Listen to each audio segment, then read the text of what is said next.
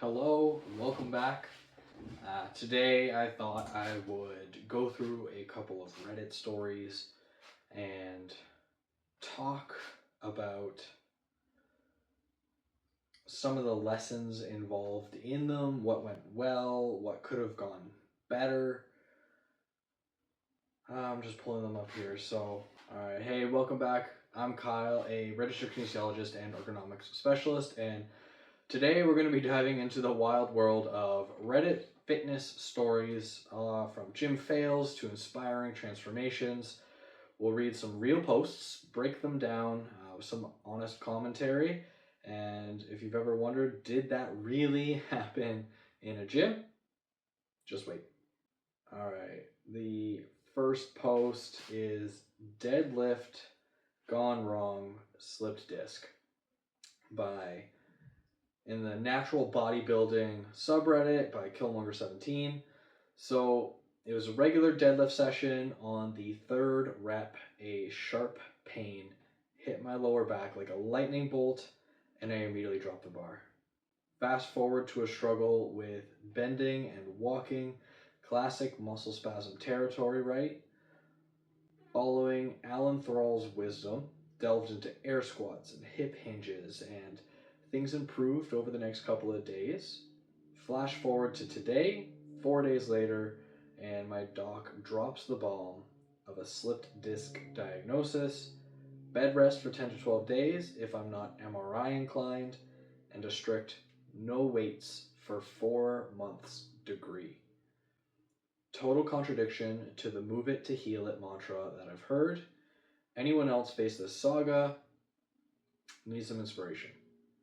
So, have not had a slip disc myself, but I have trained multiple clients that have had slipped discs, herniated disc.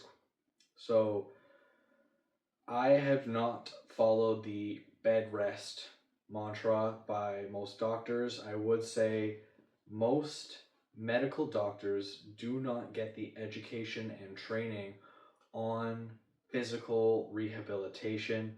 Similar to nutrition, they don't get that education in their schooling. So if one of them has it, they've done it outside, maybe a sports medicine doctor, they are physically active themselves, they might know better, but the majority have not had that education and training.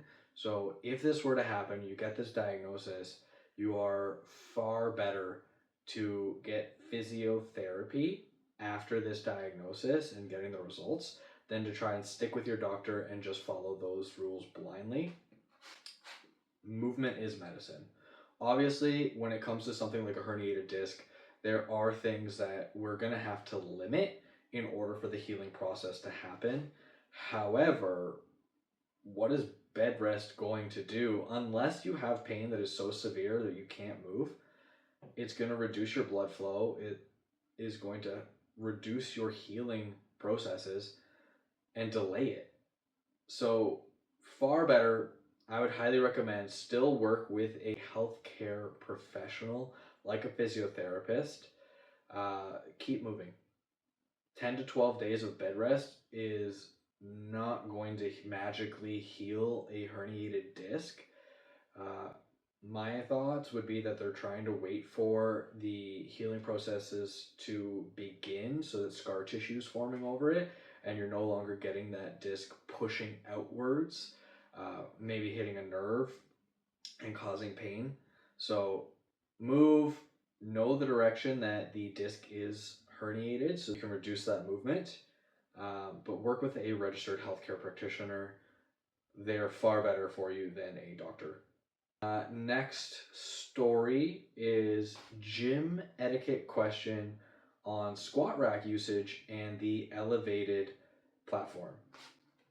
So in our fitness, the account's actually been deleted, but hi everybody. I was at my local gym and I was using a squat rack, but let's go by description. The only difference was the area of the elevated platform directly in front of the squat rack was a bit smaller. It does sound more like a deadlifting platform than a squat rack platform. But while completing my last squat set, this guy comes up and starts setting up his weights in the area in front of the squat rack.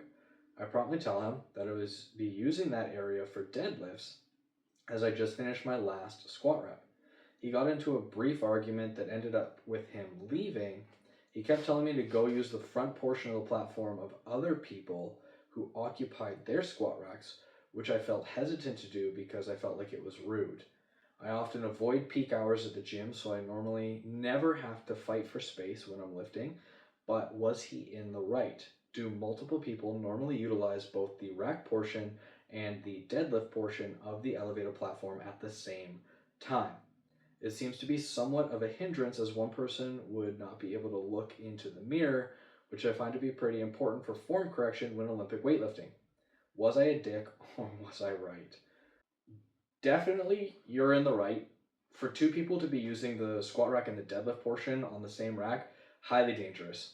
If the person fails the squat and ends up having to bail, that bar hopefully is going to hit the safety bars, but has the potential to roll backwards towards the person that's going to be deadlifting.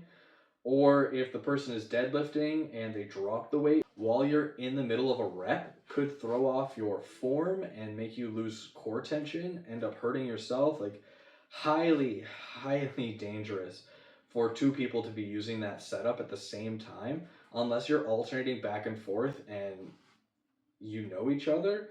Highly uncomfortable to be looking in that mirror at yourself while there's this person behind you also looking at you. Just weird overall. This person was in the wrong. Definitely should not have done that to you. Should have waited for you to finish or asked to work in. Yeah, definitely not in the wrong. Go through some comments. It's essentially a multi-purpose platform, but it's still intended to be used by one person at the time. Not so much for etiquette reasons, but more for safety reasons. Exactly. That's really it for comments, which I agree. All right, let's go on to the next story. All right, I like this title. Weightlifting saved my life in our EOOD by young_London.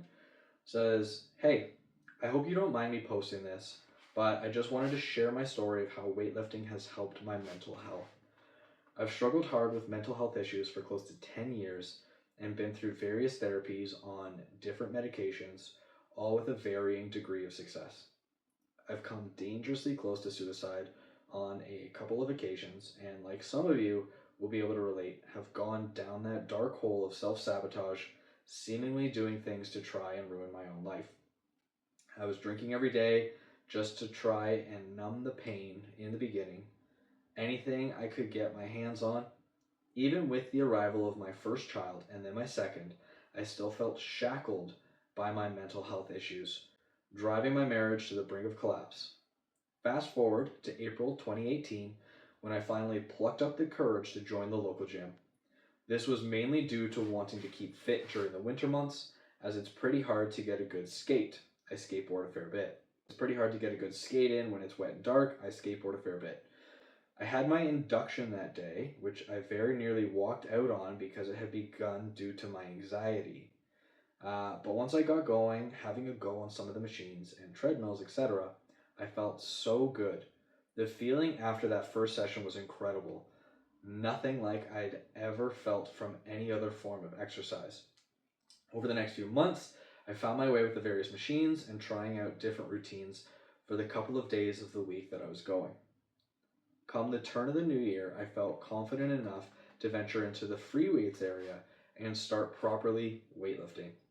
After a month or so of finding my way, I was so addicted that I changed my schedule to allow myself the time to go 6 days a week, first thing in the morning.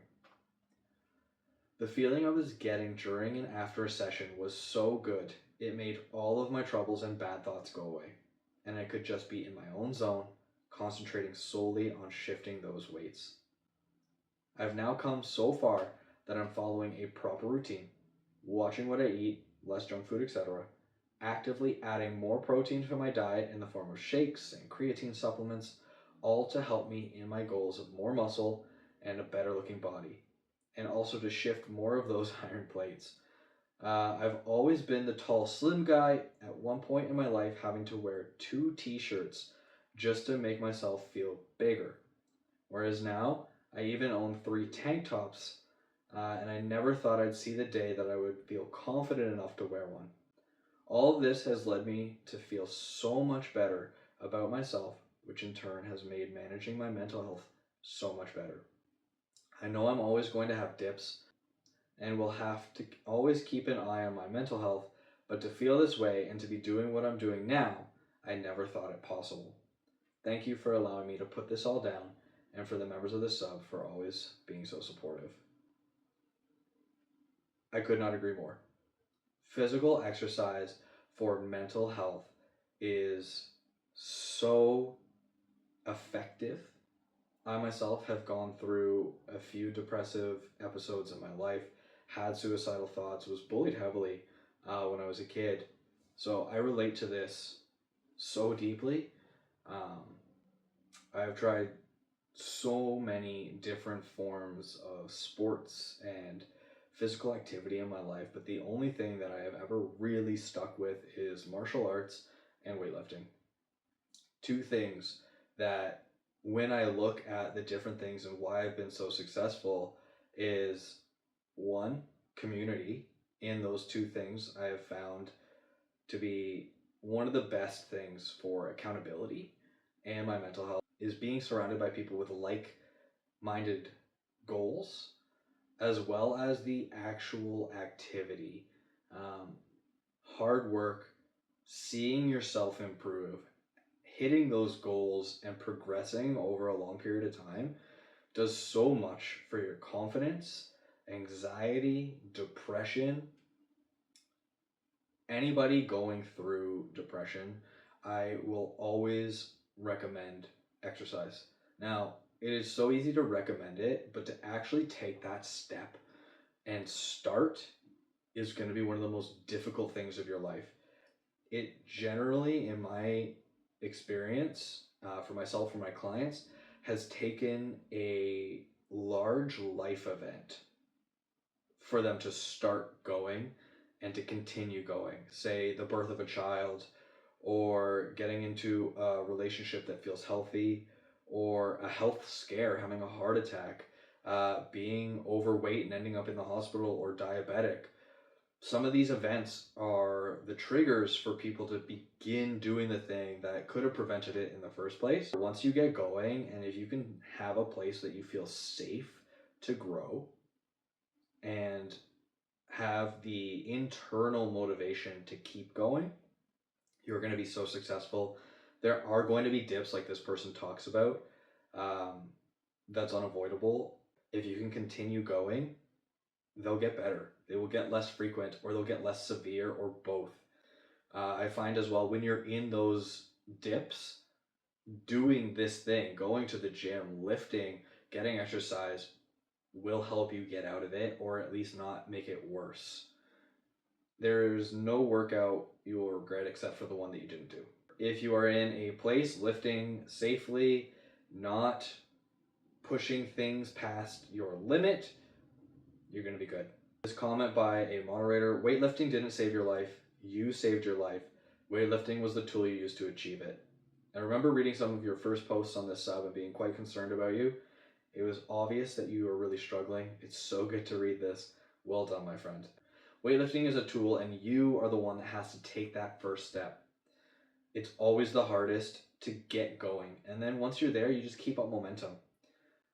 You are so much better to be consistent over the long run than intense over the short run and stop. Hey OP, love your post. I'm in the same journey as you for weightlifting. It's been 2 years since I worked out at the gym, and need now more than ever because of my anxiety due to a recent life event in May. I definitely related about the danger of winter season, and that was when my seasonal affective disorder got an all-time low.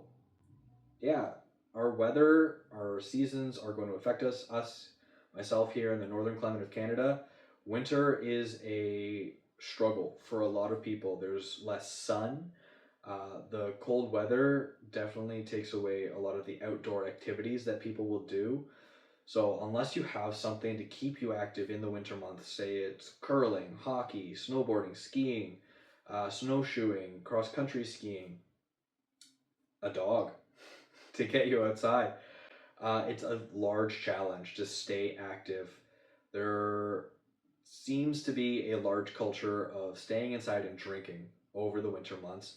And as much as people think drinking makes them happier, it is a depressant.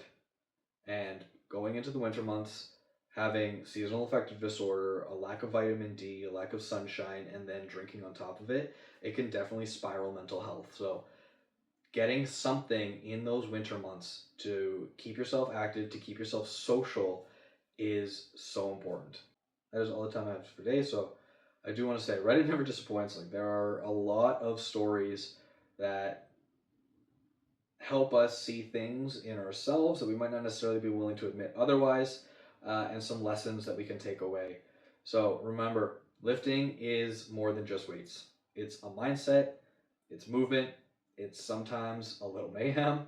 If you enjoyed this, please hit the subscribe, hit the like button, drop your own gym stories down in the comments. Let's laugh, learn, and get stronger together. Thank you, and have an awesome day.